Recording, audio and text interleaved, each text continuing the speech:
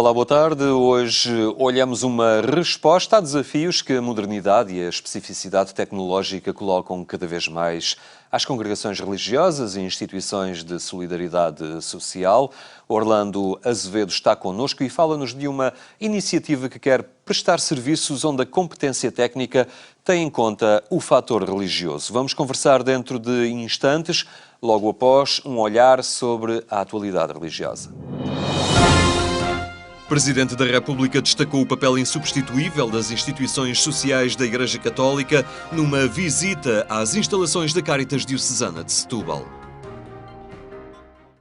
Numa visita às instalações da Cáritas Diocesana de Setúbal, o Presidente da República alertou que a saída da crise ainda vai demorar anos e que, neste sentido, é preciso saber conjugar estratégias de crescimento económico com a ajuda imediata às situações mais complicadas de precariedade e pobreza. Marcelo Rebelo de Sousa recordou as muitas famílias que não podem estar à espera de auxílio indefinidamente. E a dificuldade está em encontrar um meio termo. Um meio termo entre aquilo que seria o ideal, a aposta numa solução que daqui a uns anos vai dar um tal crescimento económico e um tal emprego que resolva a solução das pessoas, e ao mesmo tempo olhar para as pessoas que no dia a dia têm problemas, sofrem esses problemas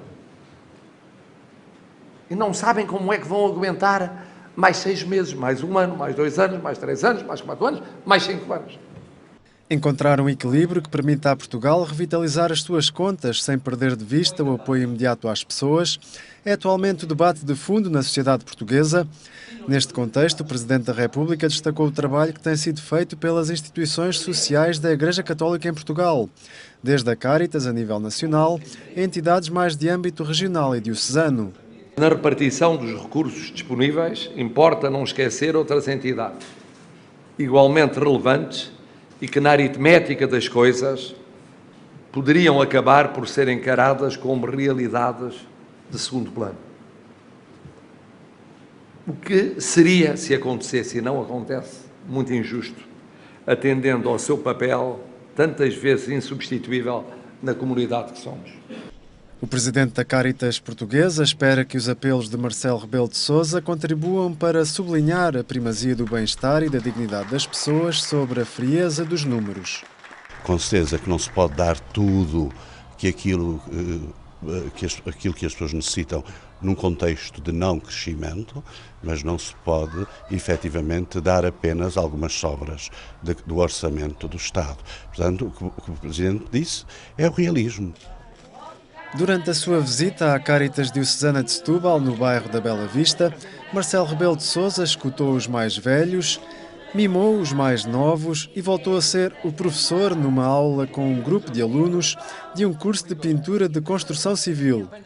E conheceu ainda um projeto da Cáritas Portuguesa de Setúbal, em parceria com a autarquia local, que visa apoiar mulheres vítimas de violência, mães e jovens grávidas em situação de risco. Uma iniciativa inserida no Programa de Apoio à Vida que já permitiu ajudar cerca de 400 adolescentes e jovens.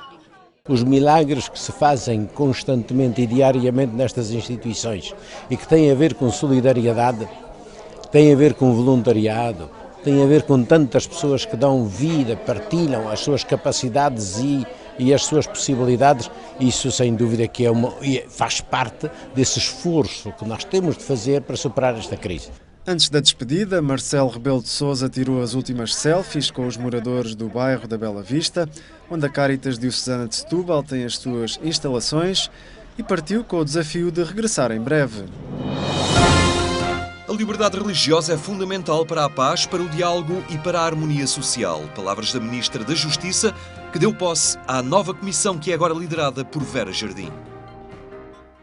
Antigo Ministro da Justiça e um dos pais da Lei de Liberdade Religiosa, Vera Jardim, foi agora empossado pelo Governo para assumir a presidência da Comissão. Estou certo de que se abre hoje um capítulo novo da Comissão de Liberdade Religiosa.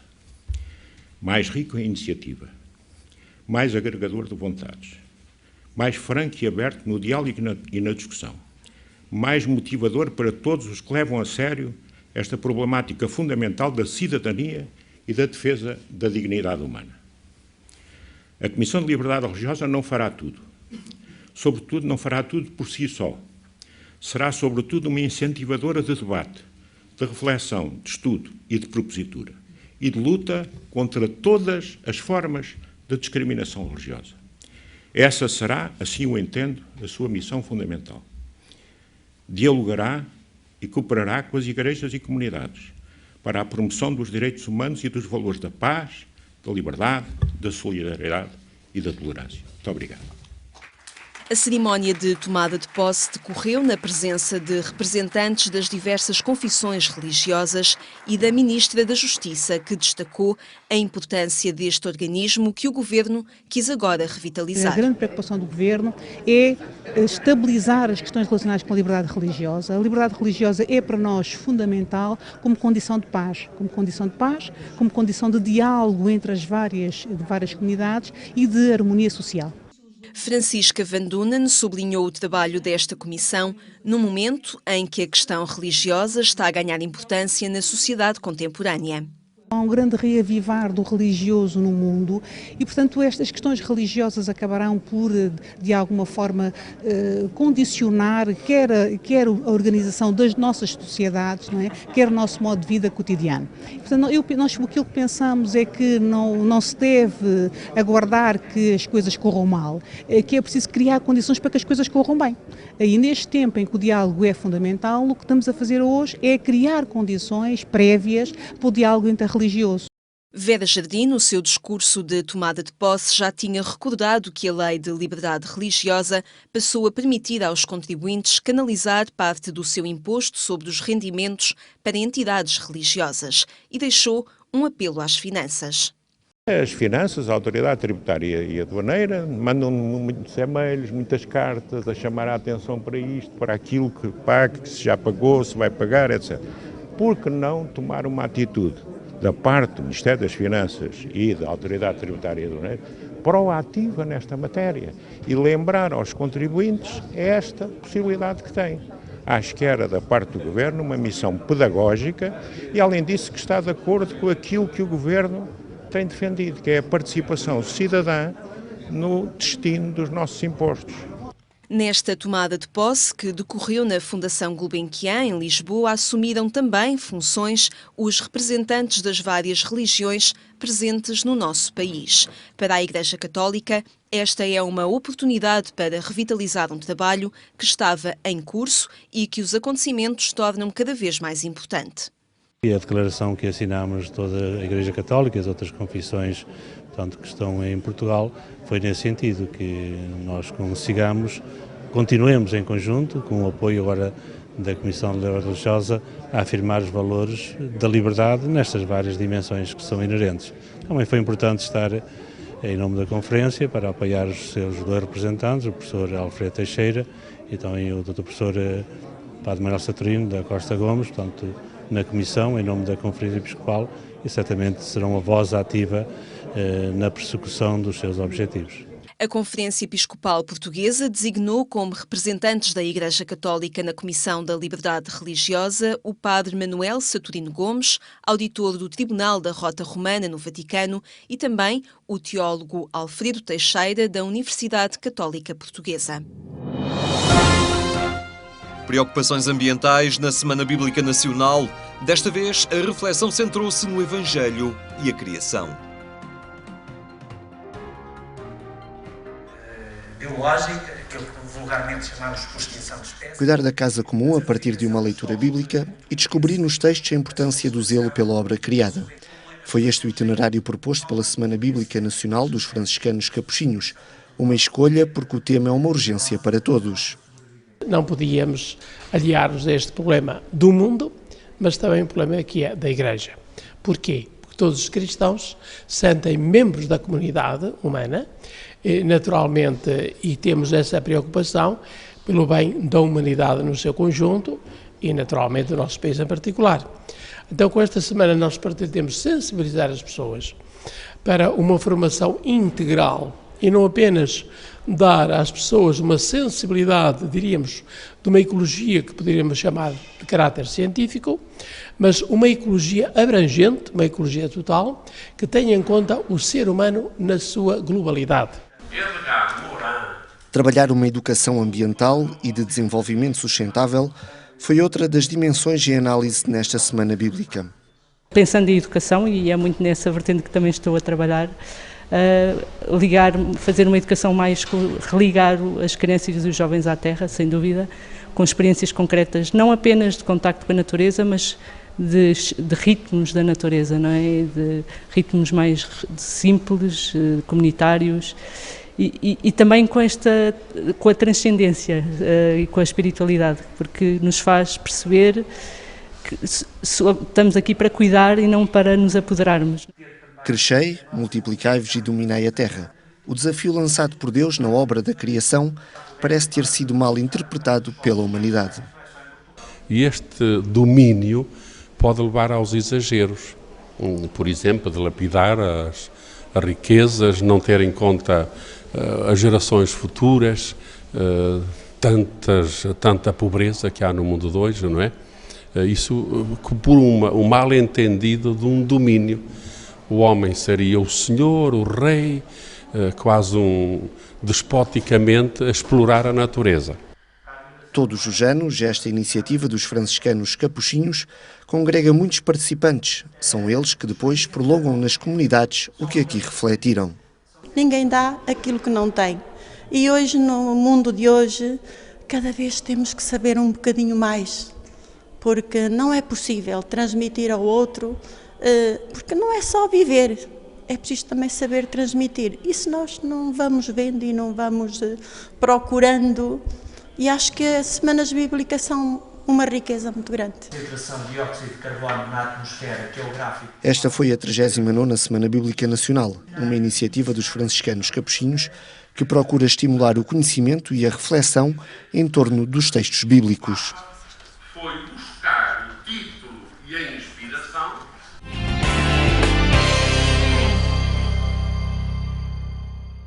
Agência.eclésia.pt, este é o site onde pode acompanhar os temas da atualidade na Igreja Católica. Falamos agora com Orlando Azevedo a propósito de uma ideia que quer ser apoio na gestão e na prestação de alguns serviços, mas garantindo uma sensibilidade especial. Muito boa tarde, obrigado por estar na nossa companhia. Como é que surgiu esta ideia, esta iniciativa de criar uma estrutura que se apresenta como capaz de ser parceira, auxílio, particularmente às congregações religiosas, na execução de algumas tarefas? Como é que surgiu esta ideia e como é que descobriu a oportunidade dela surgir? Antes de mais, agradeço a oportunidade. Esta ideia surgiu de uma ligação muito simples entre um sonho que eu sempre tive, que era... Bom, eu fui seminarista e, portanto, tinha em determinada altura vocação para ser padre, depois Deus deu-me outro caminho e eu escolhi a gestão.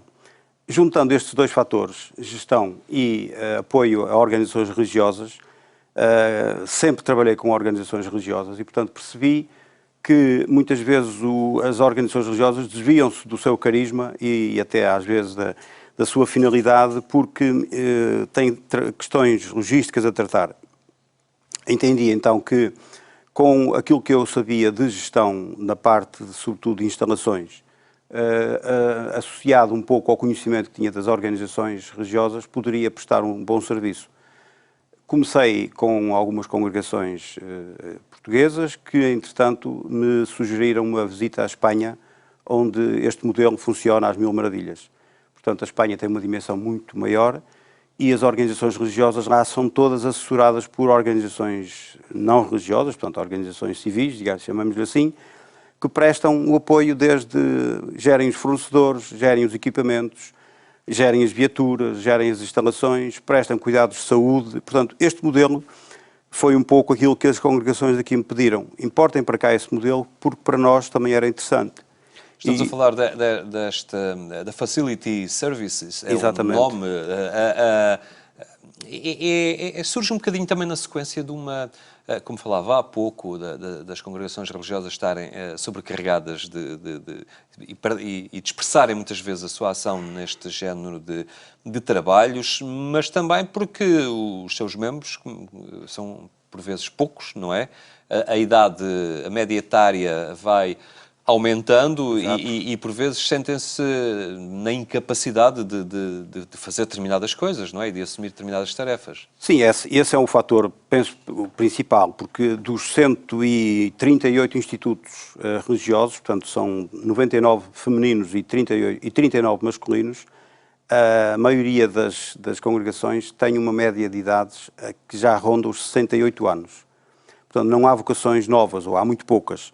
Portanto, aquilo que eram antigamente os novos que geriam certas funções na casa, tem que ser forçosamente as pessoas que lá estão a fazer essas funções, o que muitas vezes uma irmã de 80 anos a dar banho a uma de 86, 87, não é propriamente um jogo de equilíbrio que existe. E, portanto, facilmente se percebe que é necessário injetar sangue novo neste tipo de organizações. E, portanto, daí a contratação de serviços externos dedicados que respeitem o carisma das congregações. Isso é muito importante porque, como nós sabemos, as congregações têm uma forma de estar, cada uma de per si, muito particular, e esse carisma tem que ser respeitado em todos os pormenores. E, portanto, nós começamos a prestar este serviço com pessoas que estão de dia, em alguns casos de noite, e as irmãs sentem-se, enfim, aliviadas, porque algumas delas já de proveta idade e, portanto, também mal cuidam delas próprias, quanto mais cuidar dos outros. Portanto, não era impossível. E isto acabou por ser um benefício enorme para as instituições. Outra área, por exemplo, as instalações. Nas instalações, então, gasta-se imenso dinheiro na manutenção corretiva, quando uma boa manutenção preventiva podia resolver muitos problemas. Portanto, nós começámos a fazer o diagnóstico das várias situações e, a partir daí, começámos a estabelecer planos de atuação, quer na área das instalações, quer na área da saúde. Portanto, nós temos depois parceiros que trabalham connosco e que nos asseguram, portanto, toda a parte da medicina, da enfermagem, da fisioterapia, das várias terapias, inclusive a medicina chinesa, etc. Portanto, isto passou a ser um cardápio de soluções que as congregações não tinham acesso, sem ser por esta via. E que teriam muito mais trabalho de avançarem individualmente à procura de cada um destes serviços. Há aqui, porém, uma preocupação transversal a cada auxílio que se presta, que é apresentar não apenas uma solução técnica, mas uma solução que resolva os problemas de ordem técnica ou humana ou algo desse género, mas sempre com uma sensibilidade muito própria. Sensibilidade e o saber que se está a trabalhar com uma instituição religiosa, conhecendo, e aí há um trabalho a fazer, conhecendo os seus ritmos, o seu carisma, a finalidade do seu trabalho, não é? A sua história. Tudo isto é importante para um prestador de serviços que trabalha com uma congregação religiosa. Esse é um aspecto muito importante. Por exemplo, para dar um exemplo muito concreto, ainda ontem estávamos numa casa de irmãs, era preciso fazer um barulho para instalar uns quadros, portanto, de proteção de umas grades. Sabíamos que ia haver um serviço religioso na capela, pura e simplesmente dissemos, fazemos este trabalho daqui a 2 horas. Portanto, o pessoal foi para o outro lado e nós decidimos fazer o trabalho noutra altura.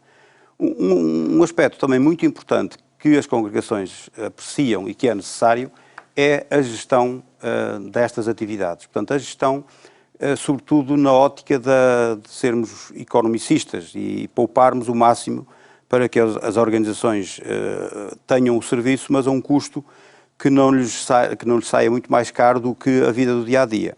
Portanto, nós apresentámos relatórios constantes daquilo que fazemos, medimos o mercado, comparámos soluções e, portanto, aquele trabalho que as irmãs teriam que fazer de ir ao mercado comparar preços, nós fazemos. Portanto, trazemos o mercado até às organizações, fazemos nós o estudo, implementamos, monitorizamos tudo aquilo que é feito e no fim damos um relatório, olha, isto foi feito assim, foi feito desta maneira, está aqui a parte contabilística da situação e, portanto, isto mais uma vez é uma área em que em muitas congregações era difícil de imprimir esse ritmo de gestão que era necessário e que é importantíssimo neste tipo de organizações.